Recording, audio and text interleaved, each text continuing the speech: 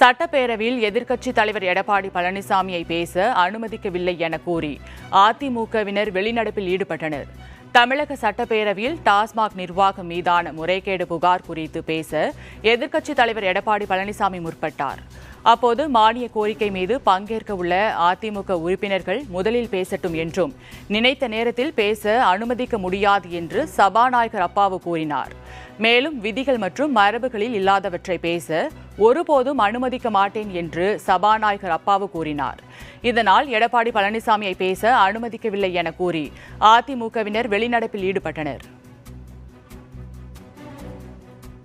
அதனைத் தொடர்ந்து செய்தியாளர்களுக்கு பேட்டியளித்த எதிர்க்கட்சித் தலைவர் எடப்பாடி பழனிசாமி டாஸ்மாகில் 1000 கோடி ரூபாய் முறைகேடு நடைபெற்றதாகவும் டாஸ்மாகில் நடைபெற்ற அமலாக்கத்துறை சோதனை குறித்து பேச அரசு மறுப்பதாக தெரிவித்தார்.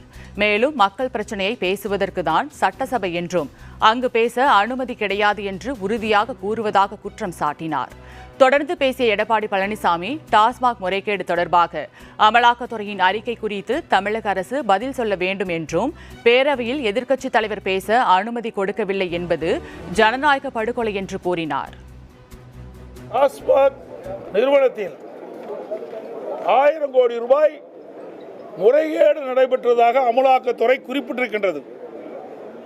அது குறித்து இந்த அரசு முழுமையான விளக்கம் தெரிவிக்கப்படவில்லை.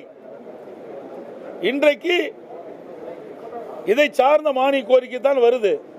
அப்பொழுதுதான் இந்த பிரச்சனையை எழுப்ப முடியும், அதற்கு தக்க விளக்கம் கிடைக்கும். அந்த அடிப்படையில் தான் இந்த பிரச்சனையை நான் சட்டமன்றத்திலே கொண்டு வந்தேன்.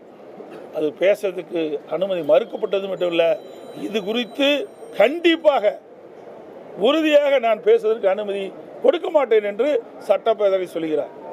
டாஸ்மாக் தலைமை அலுவலகத்திலும் நிர்வாகத்திலும் டாஸ்மாக் சப்ளை செய்யும் மதுபான ஆலையிலும் மேற்கொண்ட சோதனை அடிப்படையில் 1000 கோடி ரூபாய் முறைகேடு நடைபெற்றது நிரூபணமாகிறது. அப்படித்தான் பொருள்.